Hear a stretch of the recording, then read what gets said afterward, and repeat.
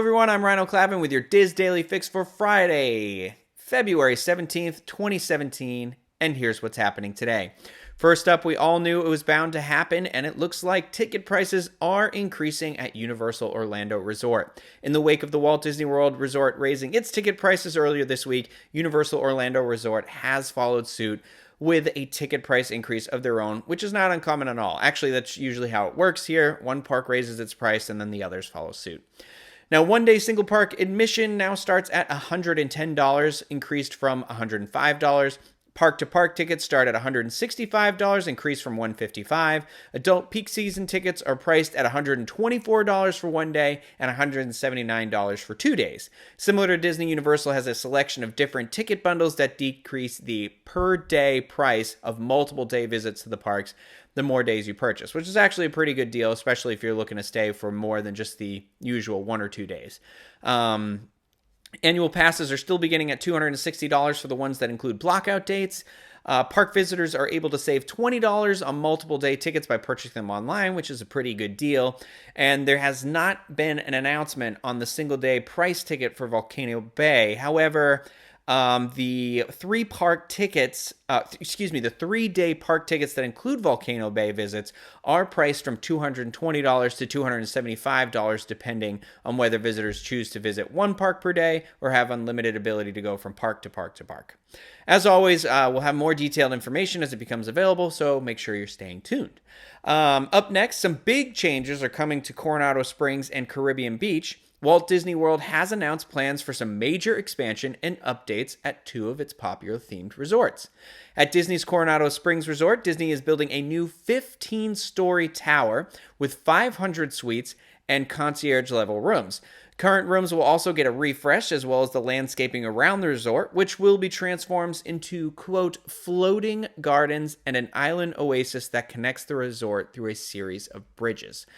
The new tower will feature a view of Lago Dorito. Oh, excuse me. That's the fat boy in me. Lago Dorado, and include rooftop dining with a fireworks view.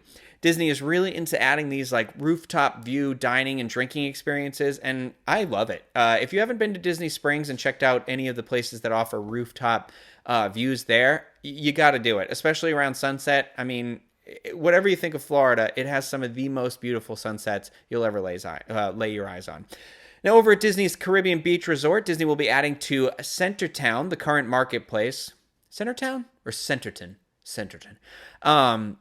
New waterfront dining and retail shopping areas are on the horizon with the aim of giving guests more convenient access to those services. Walt Disney World has not released a timeline for either of these projects to begin, so who knows when. Now, our final story, and probably the cutest thing ever, is that a BB8 Meet and Greet is coming to Disney's Hollywood Studios this spring. I'm very excited. The Disney Parks blog released that BB8, the beloved droid and sidekick to Rey from Star Wars The Force Awakens, will have a character meet and greet beginning this spring at the Star Wars launch bay in Disney's Hollywood studio. I feel like I'm just repeating myself. BB-8's meet and greet opportunity will be in addition to the current meet and greet characters, Kylo Ren and Chewbacca, which have great experiences, so if you haven't met them yet, be sure you stop by. And neither of those current characters will be replaced, so awesome. Just more opportunities for more Star Wars characters. Disney Parks blog did not release an exact date, but we'll be sure to give you details as they roll out. See what I did there? Roll, because of BB-8, he rolls. Also, you're going to I'm sure, get plenty of photos of me trying to befriend a droid and what I'm sure will be the first ever restraining order for an inanimate object, as I am obsessed with BB-8. So stay tuned for that. Now, over on the Diz today, our featured article comes from Dalen Rowell, who lists all the ways to celebrate the live-action Beauty and the Beast at Walt Disney World, like grabbing a themed cupcake from one of the parks or checking out the Beauty and the Beast boutique at Disney Springs. The live-action Beauty and the Beast releases March 17th, which is just 1 month from today. So check out that article to get hyped for the new film, and of course, many other great articles that we have on wdwinfo.com.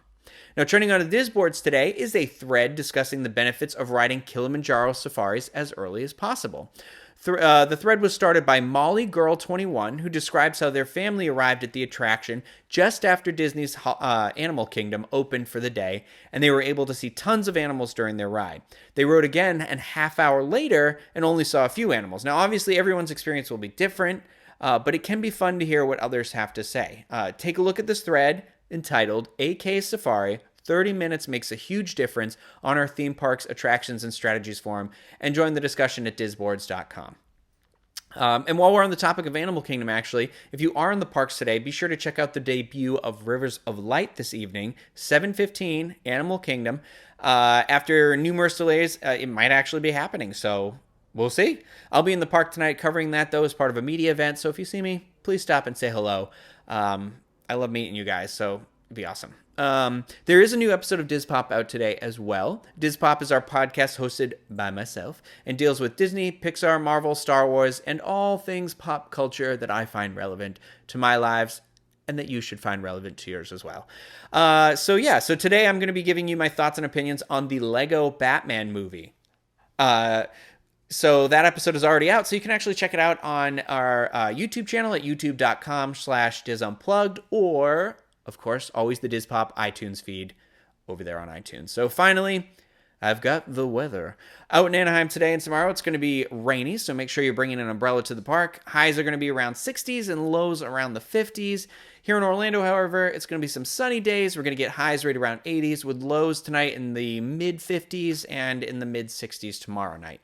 Now, for links to everything that was discussed in today's Diz Daily Fix, please visit the Daily Fix main page at wdwinfo.com/dailyfix. That's going to do it for me today. The Daily Fix will return Monday for some all-new installments and maybe some other podcast members.